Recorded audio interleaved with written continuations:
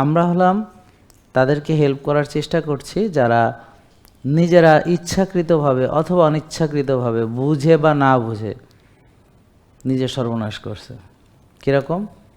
যে সে ওজন বাড়ায় ফেলছে, বেশি খাইছে, ব্যায়াম করে নাই, টেনশন করছে, রাত জাগছে, কায়িক শ্রম করে নাই, আল্লাহ যেভাবে বলছে এভাবে না চলে উল্টাপাল্টা চলছে, চলে এখন সে সাফার করতেছে নাকি?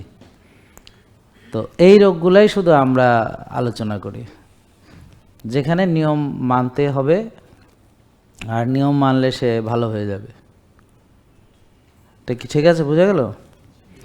আর যারা সুস্থ আছে তারা অনিয়ম করে আগে রোগী হবে, তারপর নিয়ম মানবে। কি বলেন? যেমন ধরেন যারা সুস্থ আছে ওদের তো নিয়ম মানার দরকার নেই। কি বলেন? ওরা অনিয়ম করে রোগী হবে, তারপর আবার রোগী হইয়া তারপর নিয়ম মাইনা তারপর সুস্থ হবে নাকি? জেকে লাইফস্টাইল, ওষুধ মুক্ত সুস্থ জীবন।